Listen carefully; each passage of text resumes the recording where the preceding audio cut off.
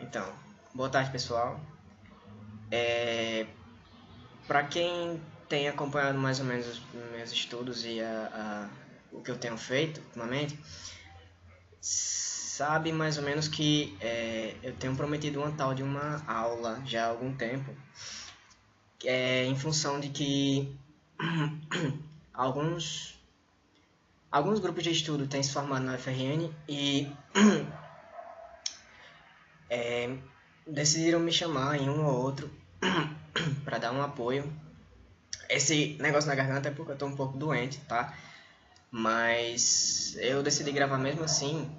Então, pode ser que eu dê uma tosse aqui e acolá, mas eu vou tentar manter o vídeo até o final.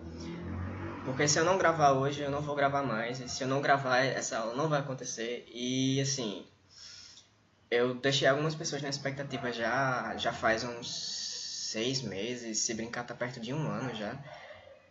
E a respeito dessa aula, que na verdade não é nada demais, não vai ser nada relevante, tá?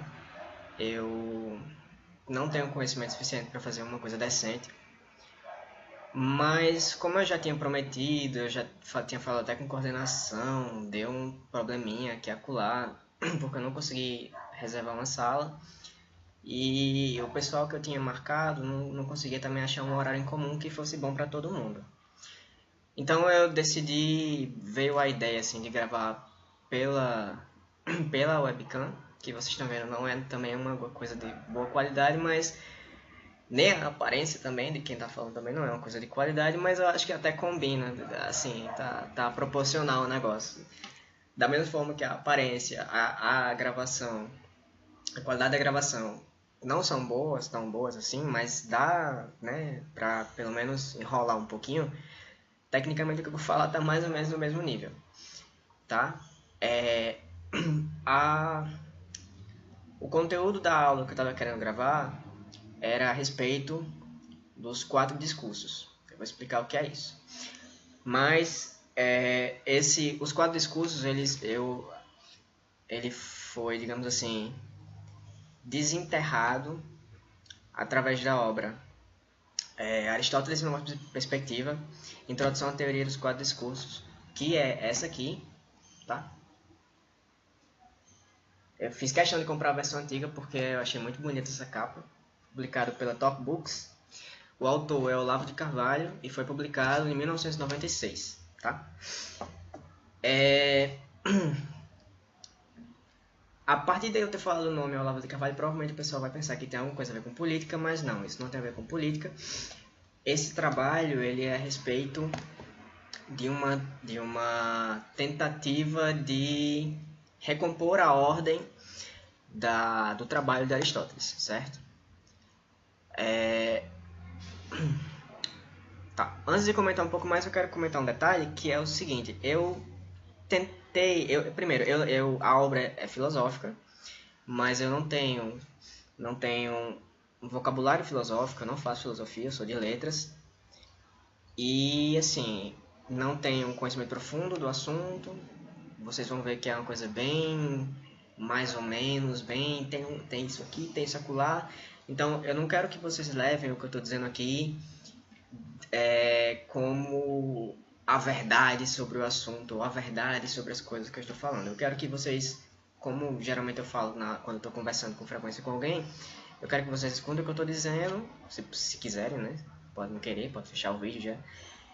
Se escutar, assim, pega o que tiver de bom e o resto pode jogar fora, porque no mais eu não tô no nível de falar uma coisa séria ainda. Na verdade, eu não devia nem estar gravando esse vídeo, porque eu sou iniciante ainda no assunto. Existem pessoas muito mais qualificadas do que eu para falar sobre isso. E por isso mesmo, uma vez gravado o vídeo, eu vou deixar ele aberto para quem quiser corrigir o que quiser, achar erros e tudo mais. Porque o vídeo ele vai ser assim, na lata. Eu não. Claro, eu investiguei algumas coisas antes de vir aqui para falar, mas primeiro eu não tenho saco E nem acho que, por ser algo informal, não vale muito a pena fazer o esforço de pegar todo um material, ficar olhando, e de vez em quando eu paro a fala para ficar olhando para cá para conferir detalhes e minúcias de algumas coisas do que eu vou falar. Achei que não era pertinente. E olha lá, tentei montar um slide organizadinho, bonitinho, para fechar o assunto e expor para vocês de uma forma mais sistemática, mas também não deu certo. O slide, eu não consegui fechar, quando eu tentava fechar, aí eu lembrava de mais alguma coisa que, pô, isso aqui também é importante falar, só que eu não coloquei no slide, eu teria que refazer, aí chegou um ponto em que eu olhei e disse, não, também não vale a pena, eu vou jogar, e se o vídeo ficar bonzinho, eu organizo um slide a partir dele, que eu posso oferecer para vocês, ou até pensei na possibilidade de colocar como plano principal. Precisa ter ele ficar olhando na minha cara durante o tempo que eu for falar, eu deixo, ou eu tiro e fica só a voz, ou então eu deixo no cantinho, tento colocar como se fosse duas telas, uma principal que seria o slide, e eu no cantinho fazendo esse comentário, que não é relevante a minha cara, né? Nem é agradável. Mas, sabendo disso, sabendo que eu não sou um profissional, do contrário, eu sou um iniciante, eu sou um metido, eu gostaria de começar a comentar um pouco sobre esse trabalho. Em primeiro lugar, bom, eu estou em letras e estou lidando com um assunto de filosofia, né? Então vamos lá. Esse assunto eu acho que eu vou deixar para falar um pouco mais para depois. Vocês vão entender um pouco melhor de como é que as duas coisas, de certo modo, se articulam. Mas vamos lá. O nosso conhecimento, até onde eu consigo imaginar, ele vem de duas fontes. Desculpa. A primeira é o conhecimento pela presença, ou seja, você está diante de algum fato e você presenciou. E a segunda é quando você recebe esse conhecimento através de alguém te contando, seja um livro ou seja uma pessoa. Esse conhecimento... calma. O conhecimento presenciado, ele entra na escala dos fatos, ele é um fato concreto. O fato, ele é verdade em si mesmo, não faz sentido negar. Você pode duvidar do que exatamente aconteceu, você pode se indagar detalhes, minúcias, ou em casos mais extremos, se você tiver algum problema, né, neurológico, você pode imaginar se aquilo realmente está sendo presenciado por todos, mas isso aí são exceções. A regra é tudo aquilo que você presencia pelos sentidos é um fato concreto, e fato concreto ele é verdade em si mesmo. Mas na hora que você entra na questão discursiva, a verdade ela tá no ato do discurso ser falado, mas o discurso em si, o conteúdo do discurso, ele é verdade ou é mentira? E como é que eu posso, será que existe uma forma de classificar o que é verdade ou o que é mentira? Será que uma coisa é 100% verdade ou 100% mentira? Ou existe alguma escala em que eu possa ordenar, classificar esses conhecimentos de maneira a compreender melhor e pesar melhor o que é verdade e o que é mentira, certo? É mais ou menos esse problema que que eu vou tentar lidar aqui junto com vocês a partir da obra de Olavo. E assim, esse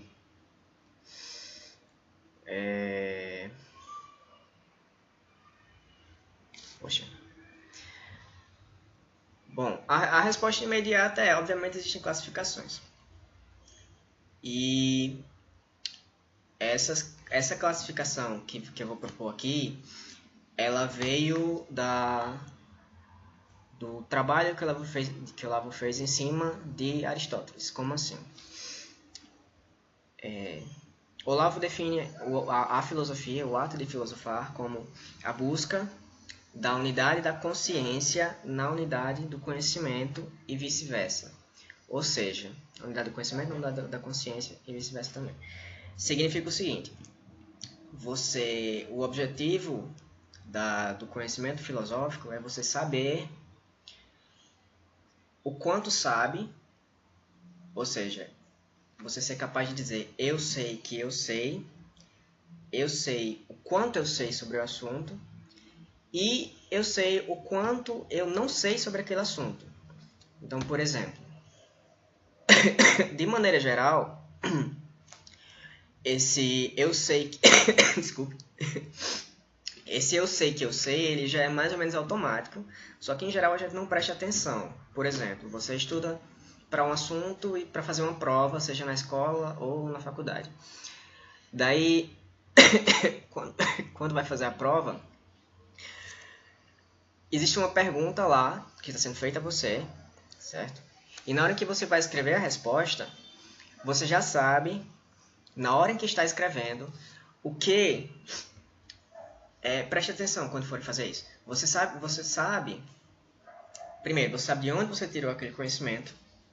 Você sabe o quanto você sabe sobre aquilo, até certa medida, ou seja, você sabe o tempo que você estudou, você sabe mais ou menos o que é que você está entendendo naquilo que você está dizendo, e o que é aquilo que você não está entendendo e você está enrolando. Você sabe quais partes você está colocando ali só para enrolar o professor e conseguir ganhar uma nota, né? A gente sempre faz isso, seja em prova objetiva, que é o famoso chute, ou na prova subjetiva, especialmente em humanas, a gente tá ali, né, tá olhando aquele material, isso aqui é aquela questão, e aí eles, não sei muito desse assunto, mas eu vou dar pra dar uma desenrolada aqui com base no que eu ouvi mais ou menos antes, do que eu vi não sei aonde. E tudo isso, na hora que você tá escrevendo, ou seja, na hora que você é perguntado, quando você responde, é como se fosse um processo duplo. De um lado, na frente tá você respondendo e um pouco mais atrás, se você prestar atenção, existe esse processamento interno que julga, digamos assim, aquilo que você está fazendo ou escrevendo. Mas esse juiz, digamos assim, ele tem um limite. Esse limite é a sua concepção do quanto existe e que você não sabe. Por exemplo, acho que aqui vai ser um pouco mais complicado, mas vamos imaginar assim. Você vai fazer a prova e na hora da prova tudo bem, você sabe o quanto você sabe o quanto você estudou, mas se você prestar atenção, você sabe também o quanto você não estudou. Nesse caso é fácil porque a matéria necessária para aquela prova já foi explicada, já foi dada antes, você já tem um mapa do quanto você precisa saber. Mas em praticamente tudo mais, assim, não há um mapa. Tirando uma disciplina, por exemplo, seja escolar ou enfim, algo que tem um currículo e uma ementa, fora disso, fora dessa ementa, e até mesmo na disciplina, enquanto investigação, que ela não é fechada como uma ementa, ela sempre tem mais coisa, você não tem uma capacidade de medir o quanto faltou ali que você não sabe. Então, você não está praticando a filosofia nesse sentido de Olavo, certo? Que seria ter uma plena consciência do conhecimento de uma forma que ele reflita na sua habilidade de julgar, digamos assim. Ou seja, a unidade da consciência na unidade do conhecimento e vice-versa. Esses conceitos, tudo que eu estou dizendo, Olavo meio que vai falando isso ao longo do curso de filosofia que ele tem, ou então de materiais que ele vai jogando aqui e acolá. Se você for tentar juntar as coisas, você vai ver que ele fala mais ou menos sobre isso. E essa habilidade, ela garante a responsabilidade daquilo que você está falando, certo? Então, entrando nessa questão de responsabilidade, a gente vai entrar, e nessa noção de filosofia, eu vou entrar para explicar um pouco o que é que foi essa obra Aristóteles Nova Perspectiva e por que é que eu acho ela relevante para chegar ao ponto de estar falando aqui. Tá? Eu acho que a minha presença em qualquer grupo de estudo não vale a pena, porque o meu estudo é uma coisa muito bagunçada. Assim, eu estava lendo O Imbecil Coletivo, que é uma obra jornalística, e Olavo cita no livro várias vezes as obras de Pirandello. Quase que eu paro o livro para ir ler Pirandello antes de voltar para cá. Então, assim, dá aquela sensação de eu tenho que ler isso, senão eu vou morrer. Eu tenho esse desvio, então é uma presença que não vale muito a pena quando a ideia é manter um grupo de estudo que vai ter um plano, um projeto, um currículo. Se você está na faculdade tem um problema, quanto mais, né, manter um grupo. Mas estou desviando aqui o assunto.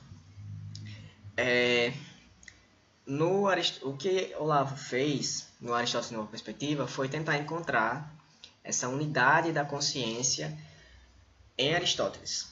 Ele teve uma pista aqui e acolá, que se eu não me engano foi de São Tomás de Aquino e de Avicena, não tenho certeza, desculpe, sobre essa possibilidade de que estava presente nas obras de Aristóteles de forma não escrita. E daí ele foi investigar os trabalhos e percebeu que existia essa coerência interna que ele vai expor. Como assim? É como se fosse assim. Se eu tenho o filósofo é aquele que está pensando e está buscando essa unidade. A obra filosófica ela é uma parte daquilo que ele conseguiu transformar em escrito, mas digamos assim, ele passou a vida inteira pensando. Então, se você pensar na quantidade de horas que ele pensou e na quantidade de coisas que está no papel, é óbvio que ele vai ter pensado muito mais do que aquilo que ele colocou no papel, até porque para colocar no papel ele pensou. Então, a obra escrita é parte da obra pensada. Mas aí você se você para e pensa, então qual é a filosofia de Aristóteles, se ela é algo que vai além daquilo que está escrito?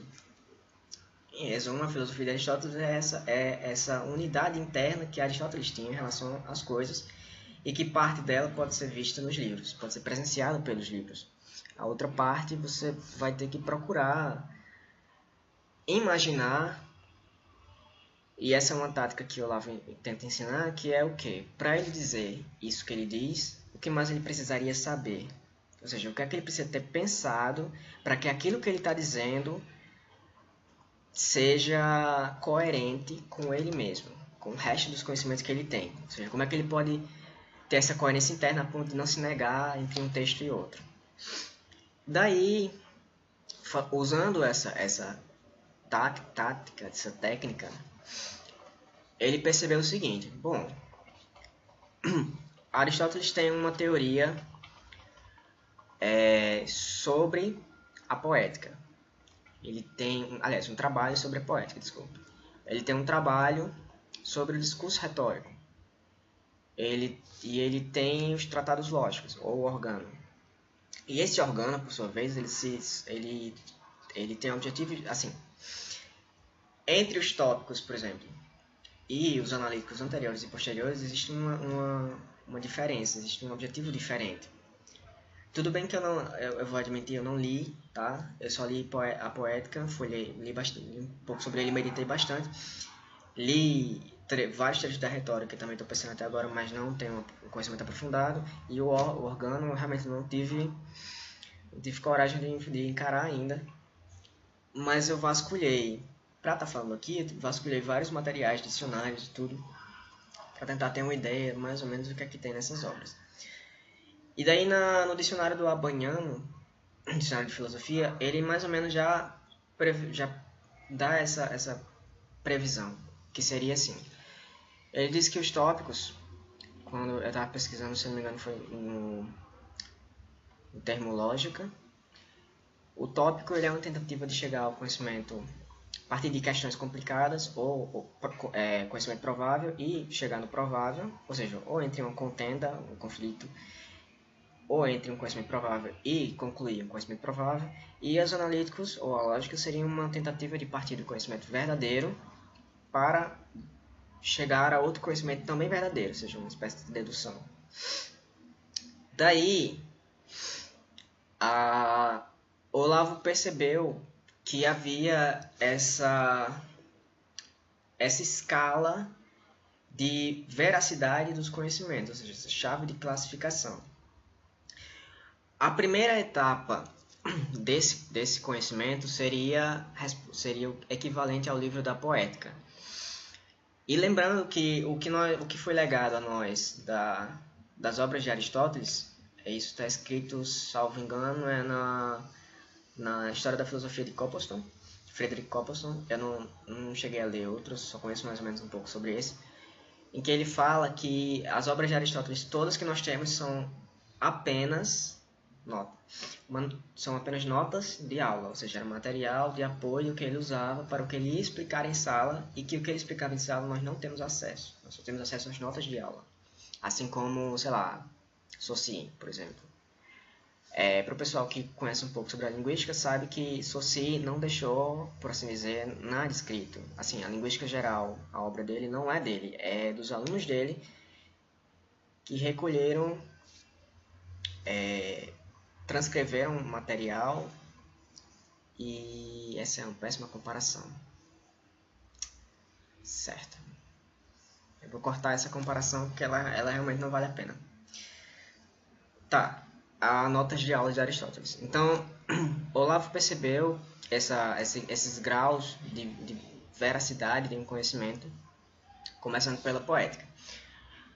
Tem aquela declaração de que a história é responsável por aquilo que aconteceu a seu fulano ou seu cicrano, enquanto a poética ou a poesia ela é responsável por aquilo que acontece, ou aquilo que é universal. Ou seja, quando eu estou contando uma história sobre X, uma pessoa X, eu não estou falando de X, uma pessoa real, específica, que viveu em tal momento, em tal lugar. Eu estou falando de uma estrutura, de uma situação humana que pode acontecer, que pode ter acontecido, pode acontecer e poderá acontecer sempre, em qualquer momento, independente da pessoa. Então, seria essa diferença entre a ficção e a realidade. A ficção é aquilo que fala do que pode acontecer, e a realidade é aquilo que aconteceu e acontecerá. Desculpa, aquilo que aconteceu, e sabemos que aconteceu. Então, se você pega as obras de Shakespeare que têm um cunho histórico, tudo bem, elas podem ter sido baseadas em pessoas que realmente existiram, e aquilo pode ter acontecido enquanto história, mas enquanto peça teatral, ele não está falando daquilo que aconteceu, ou seja, daqueles personagens, daquelas pessoas reais que viveram e sofreram aqueles dramas. Ele está, através do recurso da linguagem, ele está transformando esse acontecimento em algo mais verossímil. Ele quer impactar o leitor, porque o que vai valer não é mais o importante não é o personagem enquanto tal, mas o reconhecimento daquele personagem enquanto uma possibilidade de acontecer com qualquer pessoa. Então, sei lá, você pega a obra de Otelo, que basicamente é a história de uma pessoa que foi levada a ter ciúmes, e com esses ciúmes ele causou uma tragédia. Esse tipo de situação, se você ligar o jornal, você vê isso acontecendo o tempo todo. Então, você lê Otelo não para ver mais um caso criminal que poderia estar passando no jornal, na patrulha, desculpa, esqueci o nome do jornal, mas aquela patrulha, aquele jornal sensacionalista que tem à tarde, e com a narração dramática para impactar você. Aquilo é real, aquilo aconteceu, mas Otelo é o momento em que você para pensar que isso realmente acontece, que pode acontecer com você também, ou comigo. E aí o impacto que causa grava aquele personagem na memória e permite que você pense sobre aquilo. Assim também a poesia, entendeu? Só que a poesia, em geral, ela vai lidar mais com estados emocionais. Ou seja, independente do que ela estiver descrevendo, o impacto que ela vai causar em você. O que é que ela vai representar a partir daquelas palavras. Mas o discurso poético enquanto tal, ele vale, enquanto conhecimento, ele vale como possibilidades. Então, qualquer possibilidade que seja passada como tal, ela é aquilo que entra no imaginário, ela está nessa primeira camada do conhecimento, que seria o conhecimento poético, ou o conhecimento das possibilidades, ou o conhecimento do possível. Então, quando a gente fala do conhecimento poético, a gente fala daquilo que é possível, daquilo que pode acontecer. E todos os outros conhecimentos, eles vão se fundar nessa habilidade de perceber o que é possível. Então, Olavo repete várias vezes essa frase que ele tirou de Leibniz, eu não sei de onde ele tirou essa frase, mas ele fala que, segundo Leibniz, Aquela pessoa que tiver mais figurinhas na memória vai ser também mais inteligente. Por quê? Porque ela tem mais base no que se fundar. Eu posso falar um pouco sobre essa questão da importância da poética, só que eu vou falar o quanto mais breve possível, porque eu vou ter que falar dos outros discursos ainda, apesar de que a poética é o meu foco, enquanto estudante de letras, literatura.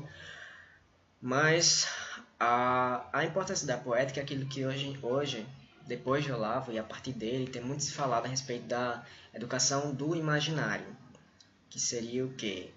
É o reconhecimento de que aquilo que está na sua imaginação te afeta diretamente, porque se você não tem esse costume de medir o quanto aquilo que você sabe é verdade ou não, apesar da sua consciência já te dar mais ou menos essa dica, mas a gente esquece ou não presta atenção, se você não pesa isso, você pode estar tomando imaginações por realidades. E acontece isso muito frequentemente. Por exemplo, eu posso citar o caso de uma pessoa que eu conheci que fala de, sei lá, de Che Guevara. Tá, eu sei que isso pode virar um pouco polêmico, mas é porque realmente é um caso que eu conheço. E, assim, aqui eu vou entrar um pouco nessa contenda de esquerda e direita, porque o que está acontecendo hoje, que é uma coisa, visto por esse ângulo interessante, é que a gente está abrindo para outras possibilidades de conhecimento que estão contrastando, que vão gerar um debate mais interessante do que uma coisa repetida. Mas, enfim, se eu falo de Che Guevara para alguém de esquerda, essa pessoa vai enxergar como alguém, assim, uma espécie de ídolo, alguém que lutou pela liberdade, que lutou pela igualdade, lutou pelos direitos nossos e tudo mais. E se eu falar para alguém de direita, ele vai falar que na verdade Che Guevara é um assassino, ele matou muita gente e o que ele estava fazendo não era sequer nobre. Esse contraste no imaginário, eu vou detalhar um pouco nele depois, mas só o fato de haver um contraste significa que isso abre, se você está aberto a essa contradição nos discursos que você vai ouvir, isso abre ao momento em que você pergunta, mas peraí, mas qual é a verdade dentre esses discursos que estão me falando? E aí você vai ter que voltar às bases, às origens, às fontes daquilo que está sendo dito. E na etapa poética, no caso, é mais o impacto que aquilo causa, porque geralmente a pessoa não fez uma pesquisa profunda sobre o assunto para chegar em alguma conclusão.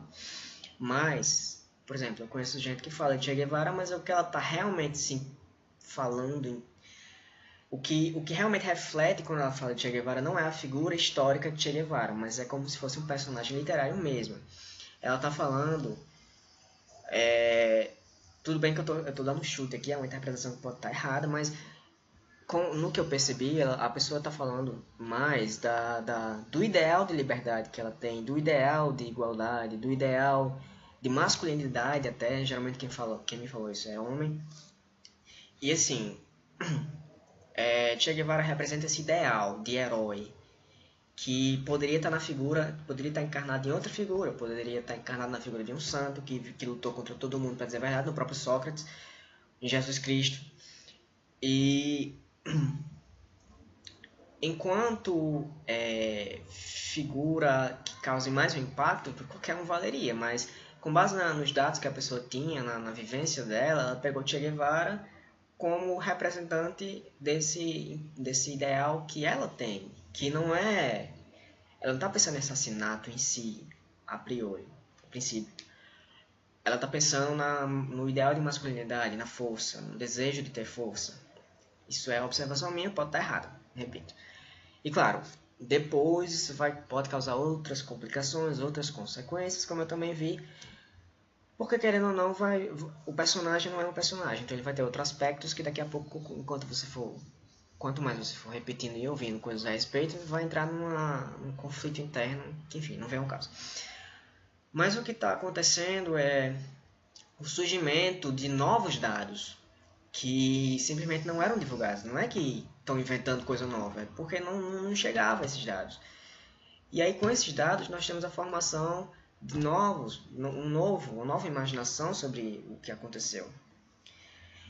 E em cima dessa imaginação, nós vamos ter a formação do discurso retórico.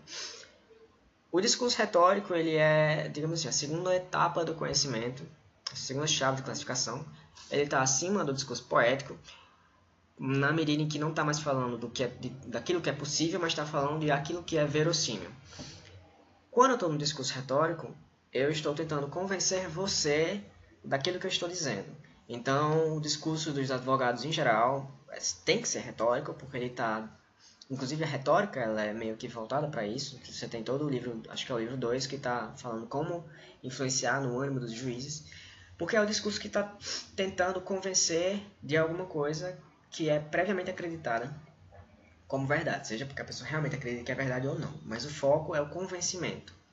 Então, eu não vou entrar enquanto orador, eu não quero entrar propriamente no âmbito do que é realmente verdadeiro. Por exemplo, você vai ter dois advogados, um advogado de ataque e um de defesa. Um deles tá, sei lá, fulano A matou fulano B. E aí você vai ter o advogado de defesa de fulano A e você vai ter o advogado de defesa de quem morreu, fulano B, que vai atacar. Esse aqui. Então, se o cara que matou fulano A causou o assassinato, ele realmente era mau, então esse advogado, ele tá advogando em nome de alguém mau, né? Então, que provavelmente vai ter que usar artifícios para convencer de que ele, sei lá, por exemplo, é louco, que é Dostoiévski que falou muito disso, parece que começou na época dele, na Rússia pelo menos, acusar a pessoa de louca para amenizar a pena, tipo, não, ele era louco, por isso que ele causou isso, não foi em plena razão e tudo mais. Ou algum outro artifício para ou convencer de que ele tinha razão em ter causado o assassinato, se bem que é um assassinato, é um caso mais grave, então ele vai ser preso de todo jeito. Ou, mas em outros casos não, ele pode não ser preso. Ou amenizar a pena, que seria o mais fácil acontecer nesse caso. Então, o advogado está defendendo bandido. E, assim, assassino, no caso, que é pior. E isso faz parte do discurso retórico. Ele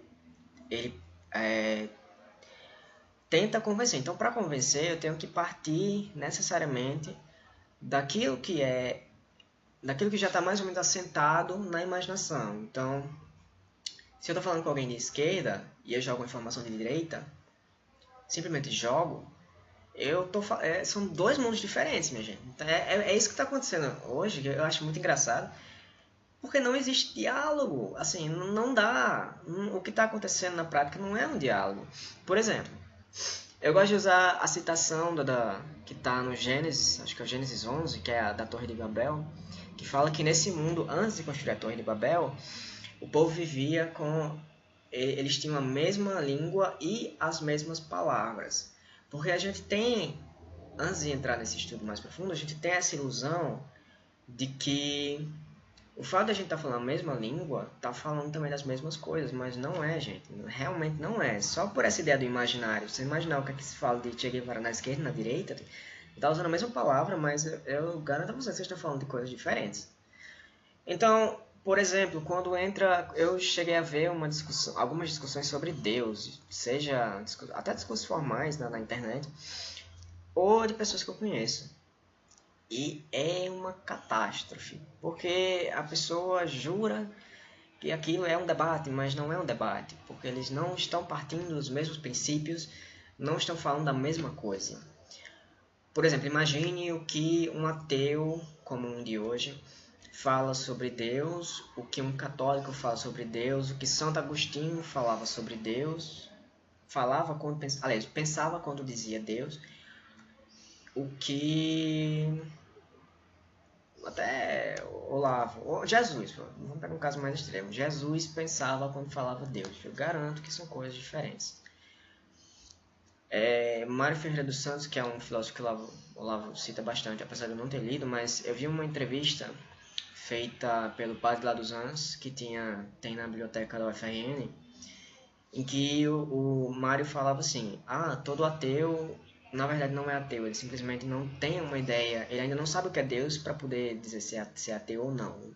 O que ele tem na verdade é uma confusão interna, que por isso mesmo ele não reconhece, ele não reconhece o objeto, o que realmente eles falam, as pessoas, sei lá, Santo Agostinho fala quando fala Deus. Então, o que ele diz que não existe é aquele conceito que ele tem dentro dele. Mas o conceito oficial do que seria o objeto Deus, se ele fosse apresentado corretamente, ele aceitaria como verdadeiro, ele não seria ateu. Não sei, não tenho como julgar essa informação, meu conhecimento do assunto é confuso, mas eu acho interessante eu vejo muito isso. Porque geralmente dos ateus que eu conheço, não quero puxar briga, mas dos ateus que eu conheço, geralmente quando eles falam Deus, eles estão falando mais de alguma tristeza, alguma desgraça que aconteceu na vida deles, que eles ficaram revoltados a respeito disso, como se assim, se Deus existe, é aquele velho jogo, se Deus existe porque o mal existe, então se Deus existe porque eu estou sofrendo. E daí isso acaba, pega um argumento aqui, outro ali, e recobre de memes, hoje em dia. Daí a pessoa entra nesse mundo, se deixa levar pela imaginação, crê que está falando do conceito exato e pronto. Aí para voltar atrás, você teria que reconstruir tudo desde a base, desde a imaginação. E aí dá trabalho, dá muito trabalho. Porque a pessoa não vai aceitar. Primeiro, que ela não está falando do objeto. E segundo, essa construção. Mas no discurso retórico, ele parte desse imaginário. Então, para haver um debate, os dois lados têm que estar mais ou menos cientes do objeto e aí eles vão ter interpretações diferentes sobre esse objeto. Que é, por exemplo, o caso de um julgamento. Você tem os mesmos fatos e aí você vai dar interpretações diferentes a ele com a intenção que você vai ter naquele momento. Esse seria o ideal. Daí, bom, uma vez que seja possível organizar essa horizontalidade das interpretações, uma vez que você saiba mais ou menos que os dois lados contrastantes estão falando da mesma coisa, você vai ter, obviamente, esse impasse. Qual deles está certo? E aí, esse ponto é o ponto que vai entrar a dialética, o conhecimento dialético, que seria o conhecimento daquilo que é provável.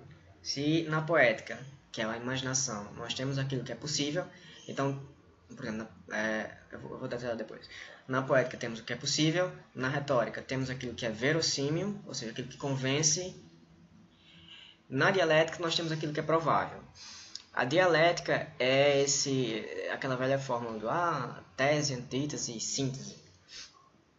É essa busca de pegar os discursos públicos contrastantes, de qualquer assunto que seja, ou até mesmo o juiz, por exemplo. O juiz que vai pegar aquela acusação e a defesa e vai tentar articulá-los para chegar numa verdade que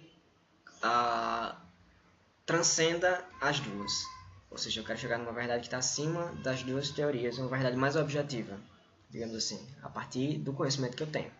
Aquele negócio que se eu estou pegando de Olavo, eu não li ainda, mas Olavo fala: o conhecimento o filosófico começa da coleção da opinião dos sábios. Ou seja, eu tenho que pegar as opiniões daqueles que sabem do assunto, mas tiveram interpretações diferentes, e aí eu vou articulá-las num conhecimento que não é escolher entre A ou B, mas do contrário, pegar A mais B e ver como que esses dois se articulam numa teoria maior. Porque, pronto, apesar de não ser não estar pegando de discurso retórico, mas no momento em que eu estou mais ou menos colocando o que seria esse conceito de Deus de alguns ateus que eu já vi, eu estou colocando o discurso deles num plano mais verdadeiro do que aquilo que eles simplesmente estão falando. Eu estou tentando achar o que é a verdade daquilo que eles estão dizendo, já que quando você escuta, se tiver algum conhecimento a mais, você vai ver que não faz sentido. Mas ainda assim você quer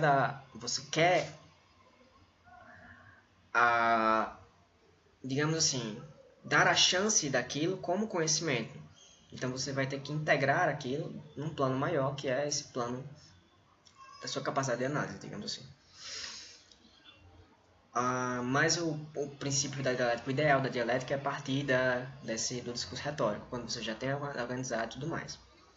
Nesse caso, eu vou ter que pegar, desde o imaginário da pessoa, imaginar como é que foi composto aquela imaginação, daí eu vou criar um discurso retórico em cima a partir disso, ou então pegar o discurso dele, organizar a retórica direitinho para saber como que a retórica equivale à poética, ou seja, como que o que ele diz equivale à imaginação dele, e daí eu vou colocar aqui num plano que seria o plano da discussão que eu vou colocar, que eu vou fazer. Só que essa discussão, ela não faz sentido de ser feita com ele, ela vai ser feita em mim, ou seja, na pessoa de quem está fazendo dialética. Não é algo para o público, é algo para você. Então, quando você está no mundo e vê trocentas coisas contrastantes e diferentes, cada um dizendo uma coisa que você olha e diz, meu Deus, o que é isso? Qual é o certo? Nesse momento, é o momento que você vai ter que... Você entra nesse jogo e tentar organizar esses conhecimentos para dar sentido a eles. Que o Olavo chama da segunda razão. O Olavo chama do trauma da emergência da razão, se não me engano. Essa tentativa de... Essa confusão, em primeiro lugar, como é que chama? É o impacto, mas tem uma palavrinha que usa muito, que é como se fosse choque, esse temor diante do mundo e essa articulação que você vai fazer sobre o conhecimento para você, em primeiro lugar, porque você está desesperado na busca de uma certeza maior. Então a dialética seria essa tentativa, a dialética seria a busca filosófica por excelência, esse ponto em que você articula os vários conhecimentos, os vários depoimentos dentro de uma perspectiva maior para chegar pelo menos chegar no que é provável. E aí você vai atualizando esse conhecimento para o que é mais e mais e mais provável.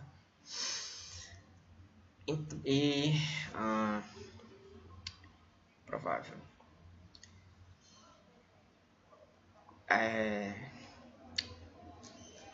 E por último, viria o discurso lógico, que eu vou admitir aqui que foi mais complicado, fiz uma confusão da bexiga na minha cabeça, porque eu confundi, e para vocês verem como isso é uma confusão primária, eu confundi a lógica, o estudo do objeto, com o discurso lógico.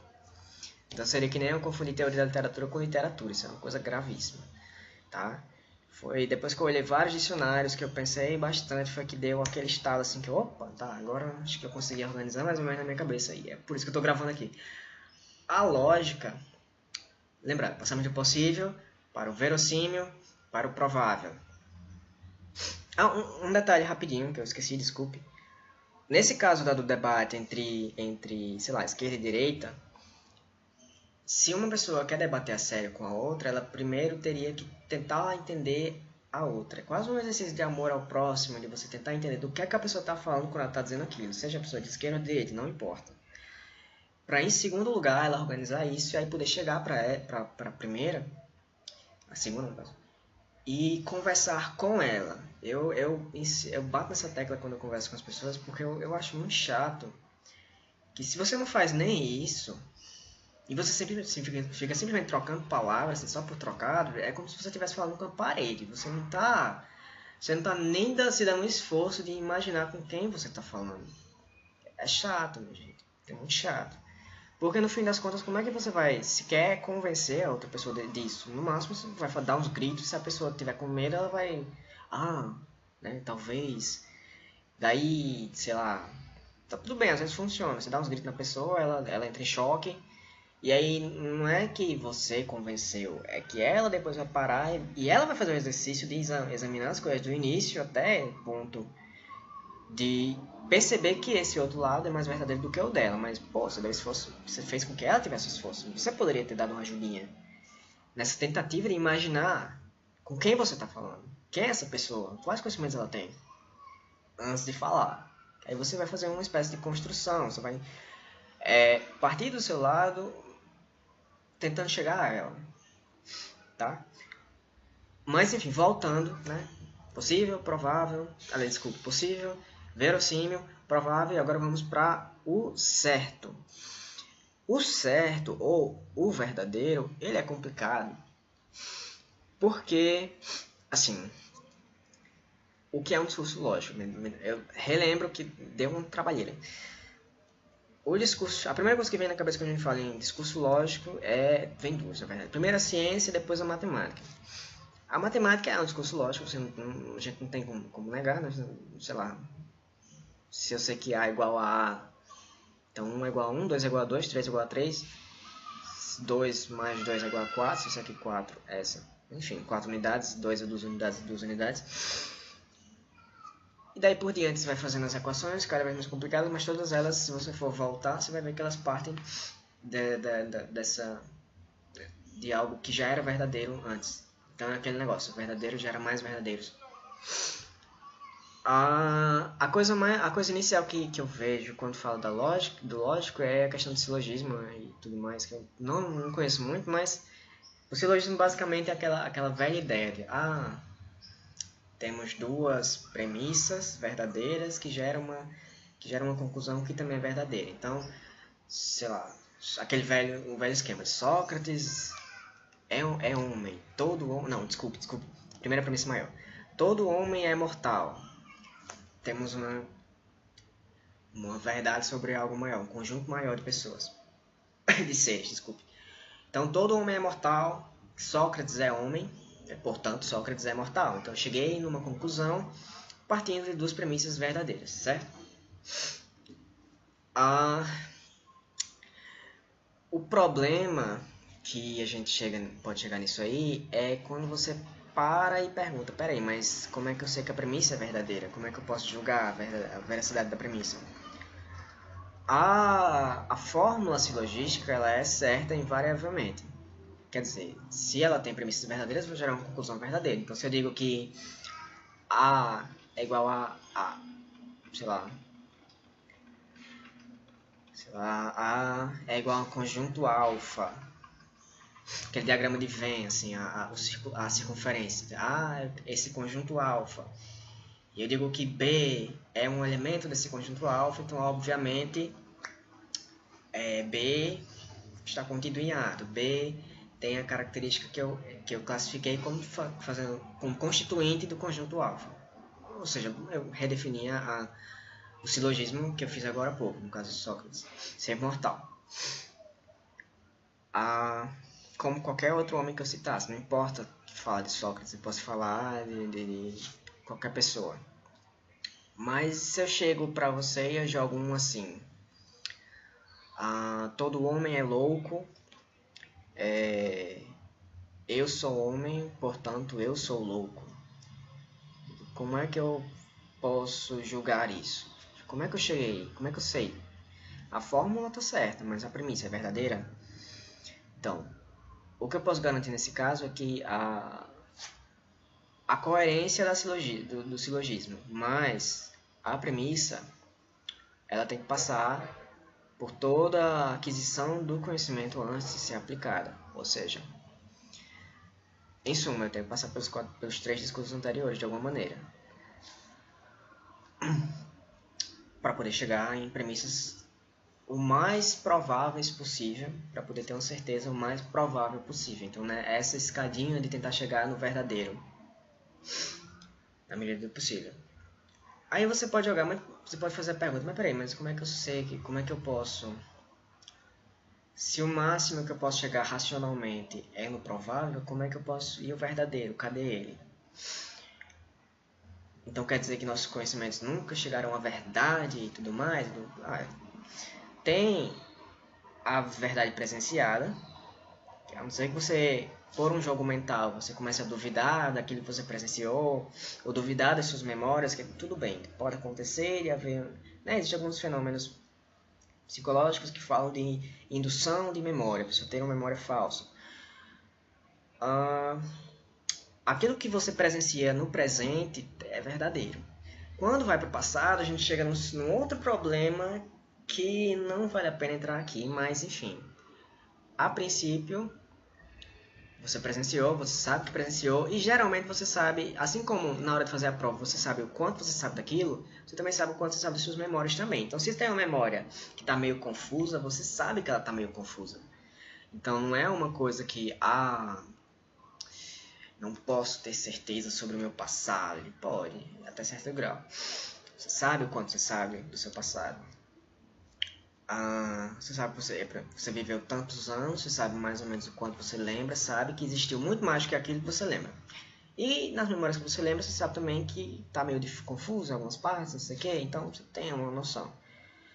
Então existe o verdadeiro daquilo que foi presenciado, e essa da memória é aquilo que também vale para os outros conhecimentos. Você pode ser que isso chegue até ao provável, mas na medida em que você adquire uma consciência do quanto existe a mais que você não sabe, digamos assim, naquele assunto, então você cria uma esfera de um conhecimento que é ainda mais verdadeiro, no sentido de que você sabe pesar o quanto você sabe. Você sabe que você não tem a verdade completa, mas você sabe que a verdade completa ela existe, apesar de transcender esses conhecimentos, certo? Essa elaboração disso, eu acho que já falei isso no início, mas eu chamo de mapa da ignorância, certo? Então, além desse discurso lógico, eu tentei imaginar outros exemplos, e aí o que eu cheguei foi, por exemplo, quando você deduz, aí você vai precisar de algumas ciências, deduz um fato. Quando você vê, por exemplo, estatística. Foi dada a estatística de que morrem mais ou menos 60 mil brasileiros por ano. Ok. Enquanto discurso, você pode duvidar. Por exemplo, será que essa pesquisa foi bem feita? E você sabe também que 60 mil é uma estimativa com base naquilo que chega no ITEP. Sabe a proveniência dos dados e tudo mais. Mas enquanto dado e colocado essas limitações, é verdadeiro. Então, se eu olhava, e assim, comparado com outros dados do mesmo tipo, que novamente você pode duvidar da validade por ser discurso, você não tem presenciado, você pode duvidar, mas quando lá fala, por exemplo, o brasileiro é o povo mais assassino do planeta. Assassino. A gente tem um choque, que a frase é aparentemente absurda, impacta, choca, mas e a gente toma como uma frase poética, mas na verdade está no nível lógico. Está no nível do discurso lógico nesse sentido. Dadas as devidas limitações, as possíveis dúvidas que você pode ter sobre a fonte, e tudo bem ter essa dúvida, de certo modo, que realmente existem mentiras soltas por aí, mas, dadas essas limitações, é verdade. Então, não tem o que duvidar, só tem o que você pode fazer, ao contrário, é tentar pesar o quanto isso realmente significa. Então, você tentar sentir, porque a gente não sente. 60 mil pessoas por ano, para mim, eu não ligo muito para a política justamente por isso.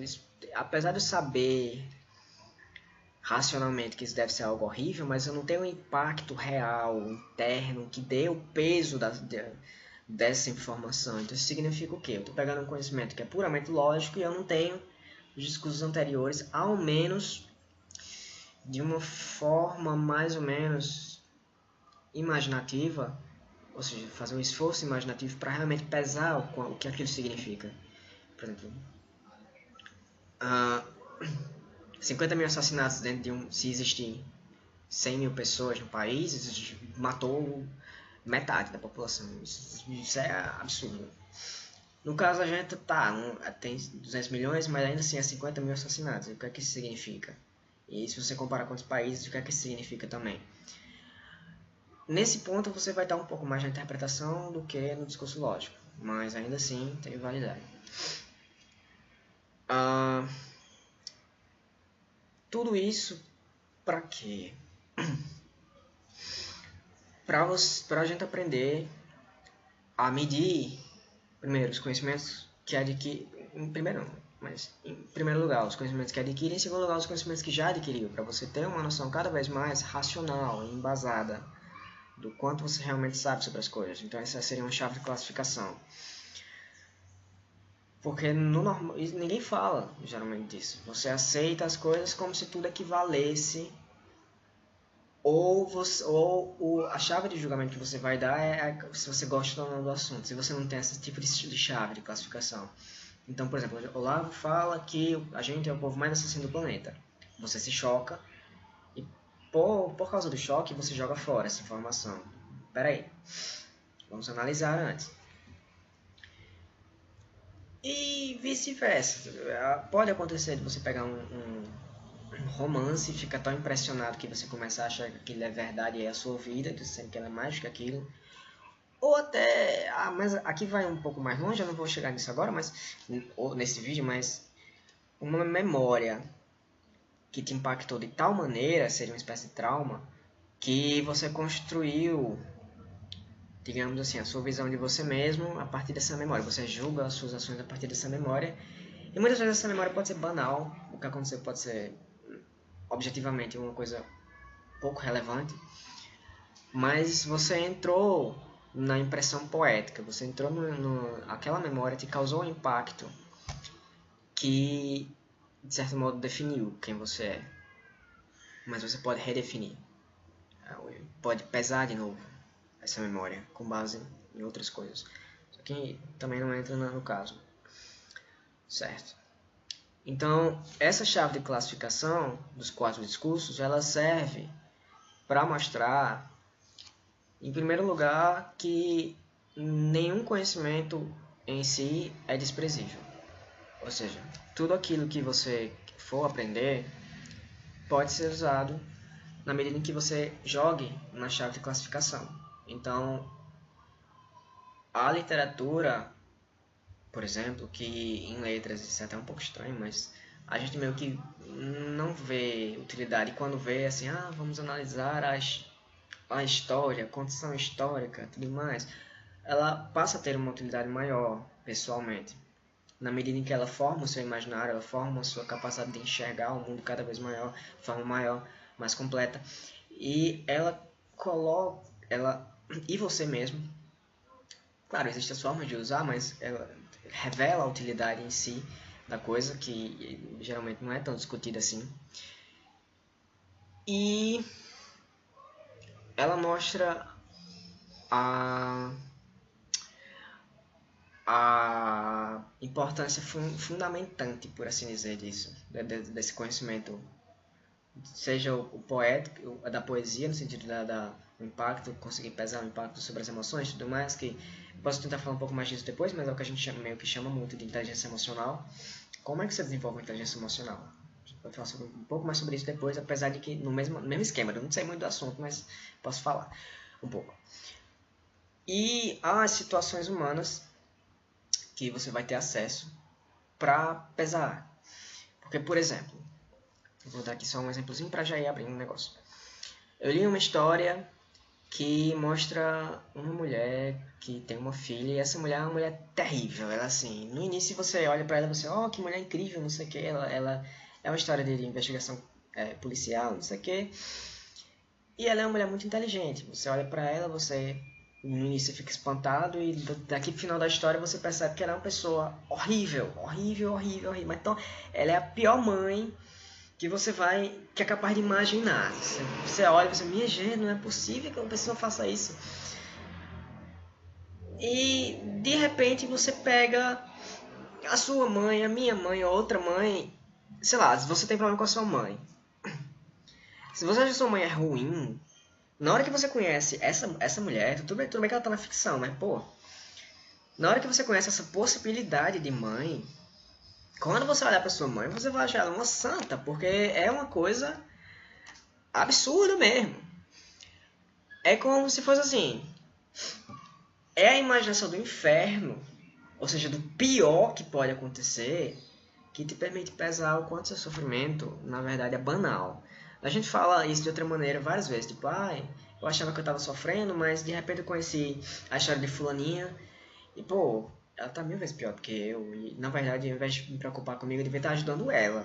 Não chorando porque eu estou sofrendo com ABCD, enquanto que a menina está sofrendo com o alfabeto inteiro. Pô, né? Ajudar um pouquinho, às vezes, né? Parar de ficar dentro de si. É como se fosse assim, enquanto a gente não tem essa imaginação, a gente fica na identidade da coisa, assim, enquanto tal.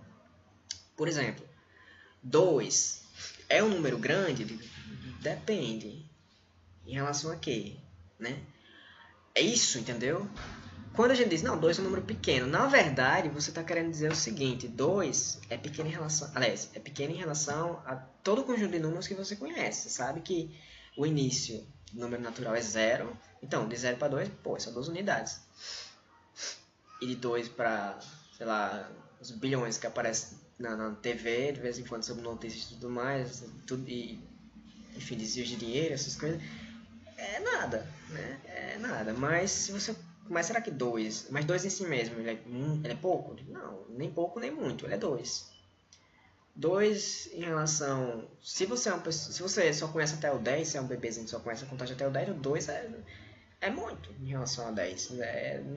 Claro, 9 é mais do que 2, mas 2 é muito. Se você só consegue até o 5, já é mais ainda. Poxa. Eita, tá começando a falhar aqui. Volta. 2 em relação a menos 425. É muito. Se você tem 2 na sua conta bancária, é melhor, 1000 vezes melhor, se vocês concordam comigo, do que ter menos 425. Você está no cheque especial, né? Você gastou mais que devia. Pô, em comparação com isso, 2 é... Tipo, pelo menos eu não estou devendo e ainda tem uma coisinha que eu posso comprar um salgado ali nas cantinas novas da UF.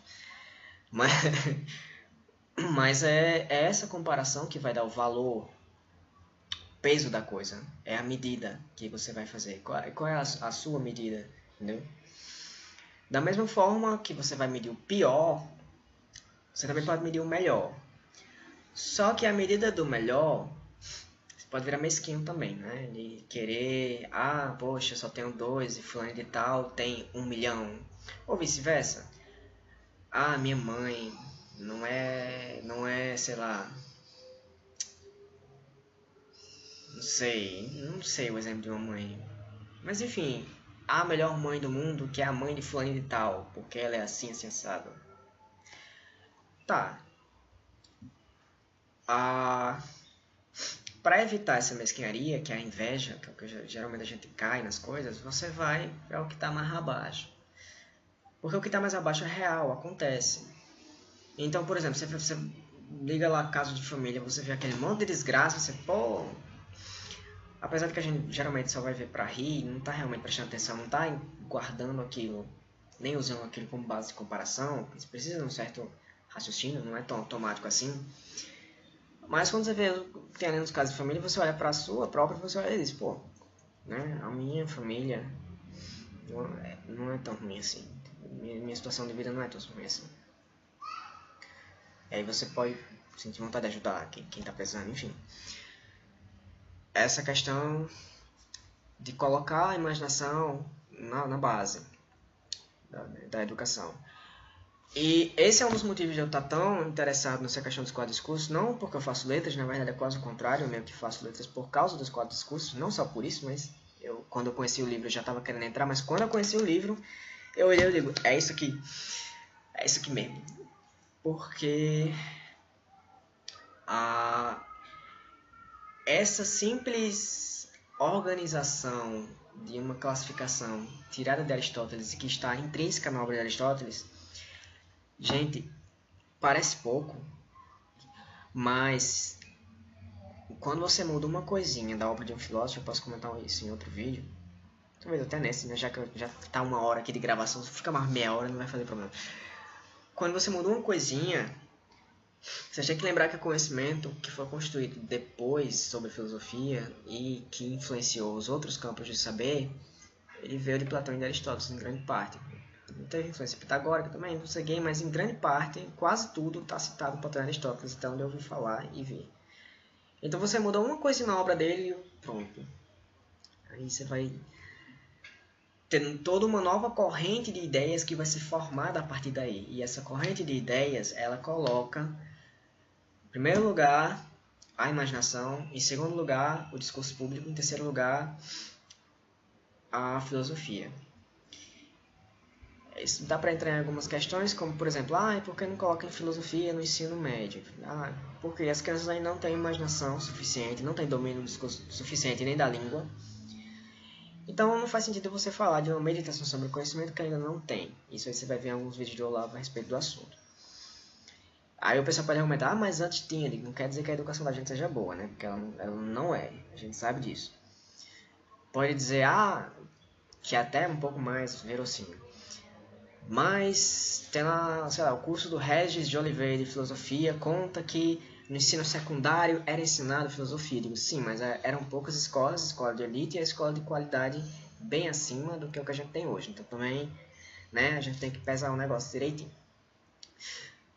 Então, do modo como a gente pode concluir do próprio escola de cursos, ele coloca, em primeiro lugar, a imaginação, em segundo lugar, o domínio da língua e da expressão verbal, e perceber os vários discursos verossímeis com a intenção de convencer que estão aí, para tentar te convencer, certo?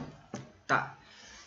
Isso dá para dar uma ideia mais ou menos do que são os 4 discursos, e agora eu vou falar de uma segunda parte, que também foi bem interessante, que é eu não sei se chama capítulo, mas é capítulo 2, que ele fala o modelo aristotélico da história cultural. A partir dos 4 discursos, que é de Aristóteles, Olavo, do conhecimento histórico que ele tem, ele percebeu que há uma certa... essa escada no conhecimento ela é tão certa que a própria história da cultura, de uma cultura, ela passa por essa evolução. Então, dado um povo X, em primeiro lugar, você vai ter que ter uma língua em comum desse povo. Você vai ter que criar uma forma de comunicação que seja entendível entre eles. Então, essa forma de comunicação, só a comunicação ela não basta. Você precisa de algum vínculo emocional. Então, conjuntamente com o desenvolvimento dessa linguagem utilitária, segundo a classificação do Northrop Frye na imaginação educada, você vai ter o desenvolvimento de um imaginário comum, de feitos ou histórias ou contos e lendas que vão fundamentar a sensação de identidade daquele povo, digamos assim. Um exemplo bem banal mesmo seria, por exemplo, a gente assistir novela, então desenho, pronto, um grupo otaku. Um grupo otaku geralmente se forma o quê? Eles assistem anime, o mesmo tipo de desenho, e aí quando eles vão lá, estão no grupo otaku, eles podem conversar sobre anime. E isso meio que junta e une. Isso é um exemplo banal, obviamente. Numa tribo você vai ter formas... há uma coisa mais abrangente, não um subgrupo, e que una. Então você tem uma literatura, entre aspas, eu vou pegar de novo a imaginação educada, Northrop Frye, que está diluída entre os mitos e lendas, na dança, nos cantos, tá? E cada uma dessas formas, de certo modo, ela evolui depois. Então, do canto você vai gerar a poesia, das danças você vai gerar o teatro, das encenações, das histórias você vai gerar uma arte mais elaborada de contar histórias, que seria a literatura e a poesia, e assim por diante. Então, existe esse estabelecimento dessa identidade. É aquela coisa que aconteceu quando a gente estuda história da literatura brasileira. Por várias vezes o pessoal ficou procurando tentar entender o que é ser brasileiro, o que é que une a gente aqui. Aí puxa índio, puxa não sei o que, puxa essa mistura cultural, e no fim das contas a própria noção histórica da gente hoje é tão bagunçada que a gente prefere a história mundial, eu falo por mim, história do mundo, do que a história da gente. Aí quando você pergunta o que é que faz você estar aqui, o que é que te dá orgulho de ser brasileiro, a gente não sabe, porque não sabe nem a história da gente. Nem mitos e lendas, não tem nada. Assim, falo por mim. Mas essa primeira camada, da segunda camada, mas a gente tem, por exemplo, o cristianismo no Brasil, que é uma coisa que une. Na segunda camada seria os discursos que vão aparecer acima, fundados nesse imaginário, nessa identidade, e que vão servir para as mais diversas funções, incluindo a jurídica, que seria as leis para organizar aquele ambiente.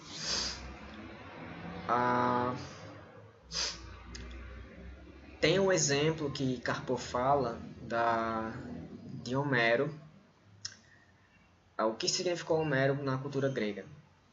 Ele fala que Homero era a Bíblia deles, era as histórias fundantes, e que o pessoal, até porque ele tinha um caráter, o poema épico tinha um caráter oral, ele era repassado de geração em geração pela fala, apesar de ser muito grande, era repassado.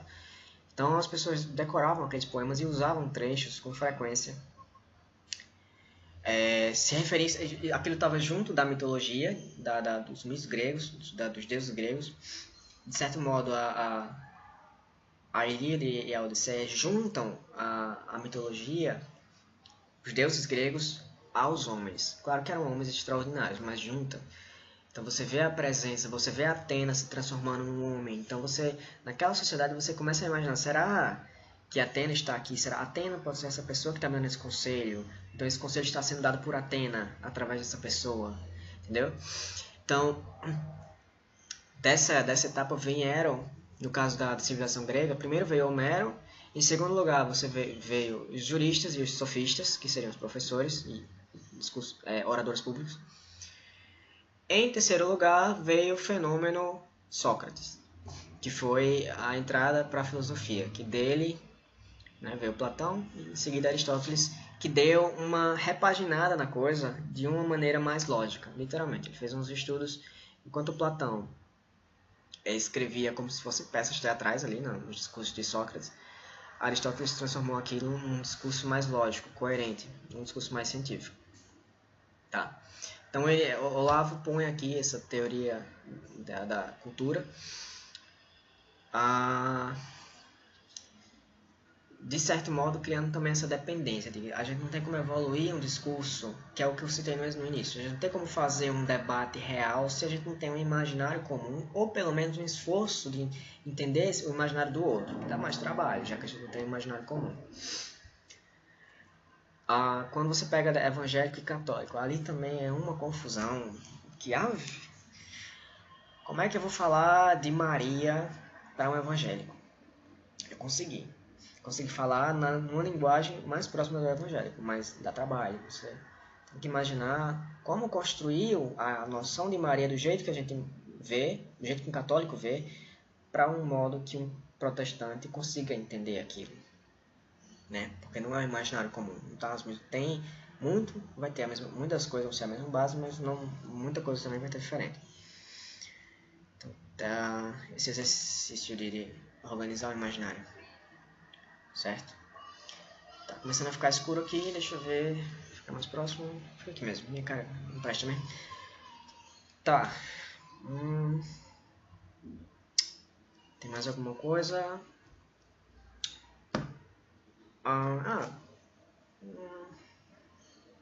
Eu poderia falar um pouco mais sobre a presença do Olavo, o trabalho que ele faz, que eu acho muito interessante.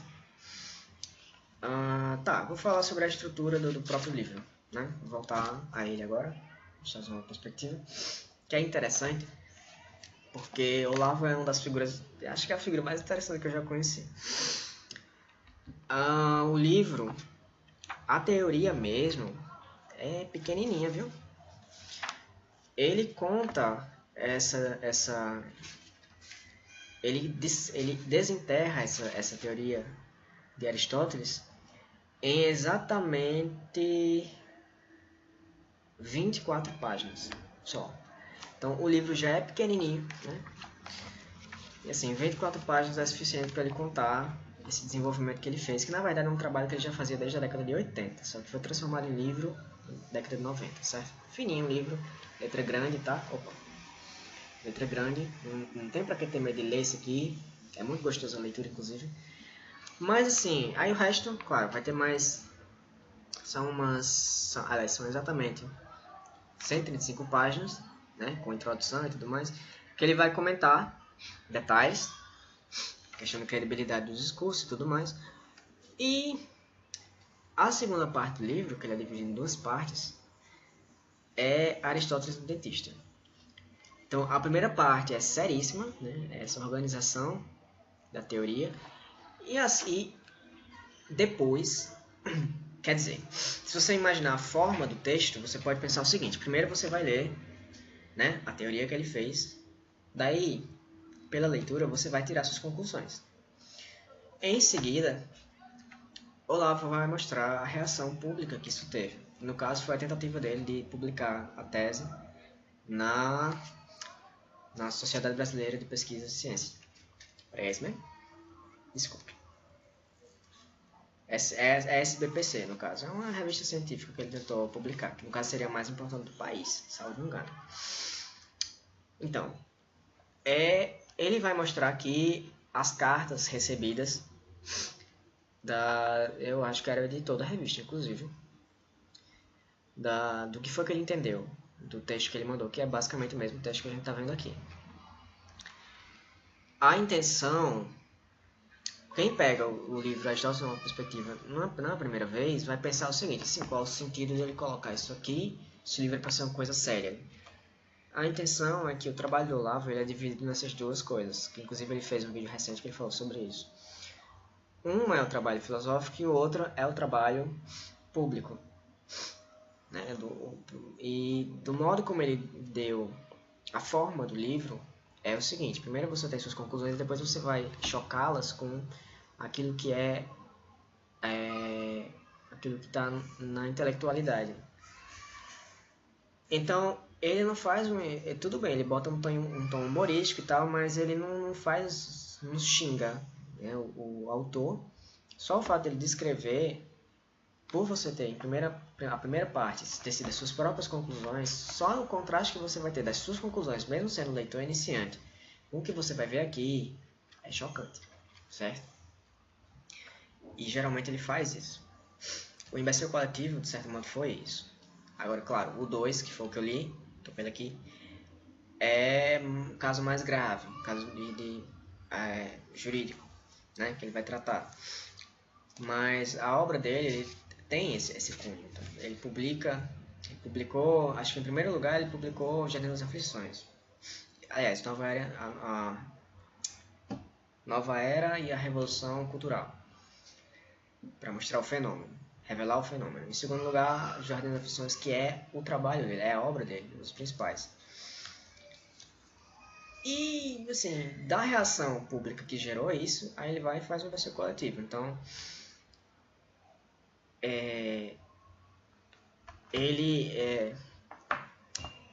a intenção é fazer esse impacto. Você vai começar a perceber o imaginário do outro pelo que você próprio vai ser capaz de tirar daquilo ali. E esse impacto vai revelar com quem a gente está lidando. Certo? Tá, deixa eu ver se tem mais alguma coisa nesse vídeo. Tá. Então, vou mais uma vez enfatizar essa questão dos quatro discursos, a importância que realmente isso aqui vale muito a pena.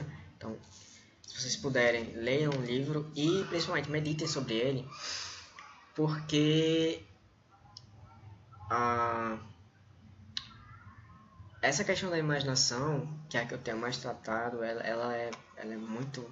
literalmente ela é fundamental no nosso conhecimento e a gente não leva isso a sério. Isso tem impacto, tem consequência. Você tomar... na medida que você não é incentivado a buscar as fontes, você toma qualquer coisa que você vai vendo como o certo. E peraí, a gente tem que pesar. E a nossa imaginação, como ela é moldada em geral pelos impactos emocionais, então ela está sendo moldada o tempo todo. Então, você vê as pessoas, as velhinhas na parada, desesperadas, geralmente elas assistem jornal. Então, se assiste jornal, você vai entrar em pânico, porque só vai ter sangue ali. E pior, sangue contado de forma sensacionalista. Tudo bem, a gente realmente está no estado de pânico, mas uma pessoa que não assiste jornal não vai ter essa mesma reação. Então, o quanto será que a imaginação da gente não pode estar afetando a nossa capacidade de enxergar o mundo, de entender o mundo, e pode estar privando a gente de entender outras coisas. Pesar realmente aquilo que a gente presencia, aquilo que a gente conhece, as coisas, certo? Por último, fazer uma propagandazinha básica do Olavo. Para quem faz o COF, o curso de filosofia do Olavo, e não percebeu ainda, todo o trabalho que ele vai fazer lá, de certo modo, é uma aplicação dos 4 discursos. Por quê? Inicialmente, ele vai incentivar sempre o treino da imaginação. Por quê? Por causa de tudo isso que a gente já mostrou antes. Sem imaginação, como é que você vai construir o resto dos conhecimentos? Então ele vai recomendar a leitura de obras literárias, de poemas e tudo mais. Depois vai haver um desenvolvimento da linguagem, mas... E quando ele passa uma obra filosófica, a intenção, que é na aula 10, é que você não leia o texto em si. Você vai ler como um recurso para meditar, ou seja, para preencher as imagens, buscar as memórias que você tem que preenchem aquele discurso verbal, para você perceber que o texto está falando de coisas, e várias coisas, e não só aquilo que no imediato você pega. Se num texto poético isso já é assim, e quanto mais num texto filosófico, que está condensada todos os outros, todo o discurso retórico e o discurso poético que o autor teve e o presencial que o autor teve ao longo da vida até escrever aquele texto e que ele meditou sobre isso. Então, por analogia, você vai buscar recursos de imaginação que deem sentido àquelas palavras. É aquilo que eu falei, a gente pensa que basta que a única diferença que existe entre uma língua e outra é entre o português e o inglês. Mas não. Você está lendo uma mesma frase, mas duas pessoas podem estar entendendo coisas completamente diferentes. Eu posso dar como exemplo o seguinte: será que o que a gente entende hoje, lendo a Bíblia, por exemplo, é o que alguém entendia, que um erudito entendia sei lá, no século XV, antes de Lutero? É o que Santo Tomás de Aquino entenderia? É o que Santo Agostinho entenderia? Será que a minha habilidade de ler Shakespeare, será que o que eu estou entendendo aí daquele texto é a mesma que, não sei, um grande leitor, uma pessoa que leu muito mais que eu entenderia? Borges da vida? Ou pensando o contrário, será que o que eu entendo, que você pode pesar do seu entendimento sobre um texto, sobre um poema ou o que for, é o mesmo do que alguém mais simples entenderia, uma pessoa que não teve muito acesso às letras, sabe? Aprender a pesar isso também. A gente a gente toma o texto como aquele sentido imediato. E o sentido imediato, ele pode estar mais levado pela impressão do que pelo que o texto realmente está dizendo. Que é o caso do brasileiro, é o povo mais assassino do mundo. A gente vai pegar só o impacto, não vai tentar pesar o que realmente ele está dizendo. Certo? Então, se a ideia, e lembrando aqui que eu estou fazendo isso com a intenção de, como desculpa para não entrar em grupos de estudo, mas para apresentar isso como algo que vale mais do que a minha presença lá. E não é o que eu digo, é o livro, é a propaganda do livro, certo? Se a intenção é buscar um conhecimento sério, é você realmente tentar entender as coisas, e pior, se você se sente incomodado com coisas, pode ser coisas pessoais, dramas, conflitos pessoais, e você quer entender, essa chave pode te abrir para o conhecimento. Então, por exemplo, ela te abre para perceber que lendo Crime e Castigo você pode resolver um problema seu. Ou, não necessariamente lendo. Eu vou usar um exemplo que não é literário, mas eu gosto de dizer que a literatura está próxima da fofoca. E assim, porque as duas fomentam a imaginação. Eu conheci um rapaz que conhece mais ou menos essa ideia da educação do imaginário. E assim, ele me falando muito feliz sobre isso, que estava estudando e tal, e maravilhoso. Ele estuda com o Carlos Nogueira e com o Olavo, ele fica meio dividido entre um e outro. E aí ele me falou assim, ele tava no exército, tinha acabado de entrar, ele era novo, mais novo que eu, mais alto também. Ele falou que se soubesse como era o exército, ele não teria entrado. Aí ele chegou à seguinte conclusão: se eu tivesse lido literatura, eu não teria entrado no exército. Eu sabia que não era para entrar no exército. Mas aí assim, tudo bem, literatura pode te dar algum apoio, mas para a situação do exército em si, quer dizer, ele vai ler o quê? Ele vai ler o Ateneu, ele vai ler Guerra e Paz, ele vai ler talvez até aquele Memórias do Sargento de Milícias, que eu não li, mas tá um ambiente mais próximo. Ele vai ler o quê? Né? Tudo bem, a literatura ela vai te dar sobre situações que acontecem, mas justamente essa é uma situação específica. Né? Ele precisa de uma resposta para aquilo. E aí, para o pessoal que é mais, né, indiretas à parte, para o pessoal que é mais radical na alta cultura, isso vai soar um pouco mal, um pouco errado, mas nesse caso faz mais sentido buscar depoimentos de pessoas que estejam lá, ou seja, fofocas. A fofoca não está bem escrita, não está bem contada, mas ela influencia no seu imaginário. E ela vai te explicar mais ou menos como é aquele mundo que você quer conhecer, antes de conhecer. Então você vai ter um recurso a mais para poder julgar aquela ação que você quer tomar. E a ideia desse conhecimento dos 4 discursos, ou da filosofia, é te dar um conhecimento que você possa basear a sua vida. Ou seja, eu não estou estudando por estudar ou porque eu gosto de estudar. Eu estou estudando porque eu quero saber como viver. Eu quero saber o que eu devo fazer, o que é certo, o que é mais certo fazer. E aí quando eu chego nas dúvidas sobre mim, sobre os outros, sobre o que é bom ou mal, o que é... Quando eu percebo que eu poderia ter tomado uma escolha diferente, no caso do rapaz que não queria não ter entrado no exército, se soubesse antes, eu posso buscar essas informações de antemão, eu posso buscar esse conhecimento para que eu possa tomar uma decisão cada vez mais consciente. Ou seja, eu sei o que eu estou fazendo, eu sei o quanto eu sei, e eu sei se isso vale ou não, pelo menos para a minha vida, certo? Então, mais uma vez, eu recomendo bastante a leitura desse livro, e não só a leitura, a meditação, porque, gente, essa ideia dos 4 discursos, essa chave de classificação, ela serve... Olha, já... Tudo bem que eu estou meio que misturando as coisas, de novo eu repito, eu não estou no nível de fazer uma coisa organizadinha, bonitinha, mas... Só o que isso abriu para minha capacidade de entender as coisas, olha, é impagável, realmente impagável. Eu estou fazendo aqui propaganda gratuita, pode julgar. Mas porque realmente o negócio funciona. E assim, abre para outros tipos de conhecimento. Por exemplo, vou dar um exemplo rápido só para terminar, porque está dando quase 1h30. Eu sei que você não aguenta mais minha cara e a minha voz, que é horrível. A gente fala muito, especialmente quem está mais assim no meio da autoajuda, quem precisa de ajuda, ou conhece gente que precisa de ajuda, da questão de baixa autoestima e alta autoestima. Né? Fulano tem baixa autoestima. Puxando para esses 4 discursos, o que é que significa baixa autoestima? Significa o quê?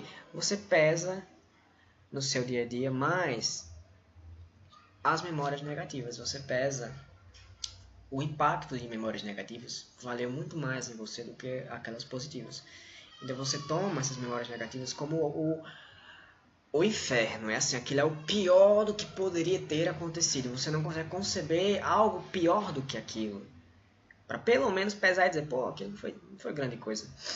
Podia ter acontecido pior, eu podia ter feito... Até você fez uma coisa ruim, eu podia ter feito uma coisa pior, né? Pô, você pode fazer coisas ruins, né? E a autoestima é porque a pessoa tomou alguns atos na vida dela que foram bons, foram bem reconhecidos, como o top. Então ela, no dia a dia geral, aquelas memórias refletem mais a forma como ela vê ela mesma. Mas isso não é uma coisa fixa nem determinada. Do mesmo jeito que uma pessoa que tem autoestima pode passar por uma experiência que uma burrada tão grande que ela caiu em depressão, uma pessoa de baixa autoestima pode se melhorar também, certo? Agora, isso vai precisar, primeiro, de um conhecimento das suas memórias, segundo, de uma pesagem das suas memórias e terceiro, de coragem. Porque uma vez que você consiga reorganizar o discurso dentro de você, eu posso explicar um pouco mais sobre isso em outro vídeo, você vai ter que tomar ações que sejam diferentes daquilo que você julga como sendo as suas ações, certo? E sem isso, é só discurso, tá? Então o discurso em si, ele não resolve, ele prepara. Da mesma forma, o rapaz que foi pro exército. Ele pode ter a informação que ele quiser, mas se ele não fizer o ato de reconhecer essa informação e de julgar as coisas com base nela, também não vai servir, ele vai cometer o mesmo erro, certo? Então, bom, unidade da consciência na unidade do conhecimento e vice-versa, tá? Eu acho que isso foi, de certo modo, não só um comentário sobre a obra dos quatro discursos, mas de certo modo é também uma abertura para o que seria o curso do Olavo. Ele vai detalhar isso de uma forma 1000 vezes melhor que eu jamais, aliás, jamais não, mas nem em anos eu seria capaz de comentar e realmente explicar isso direitinho. Mas é aquela coisa, quem se interessou, gostou, quer saber mais alguma coisa sobre algum desses assuntos, eu posso comentar ou a parte, então gravar outro vídeo. Tem outros assuntos que eu gostaria de falar, mas não sei se vou gravar, certo? Mas é isso, né? Já anoiteceu, inclusive, né? Eu tô aqui na sala, não decidi não gravar no quarto porque ia ficar muito estranho. E se você teve paciência de ficar até aqui, eu agradeço. Se você não teve paciência, eu agradeço do mesmo jeito. Se você nem abriu o vídeo, não tem problema, porque né? Não é muita coisa isso aqui. Mas, bom, era isso que eu queria falar por enquanto. E é isso. Muito obrigado.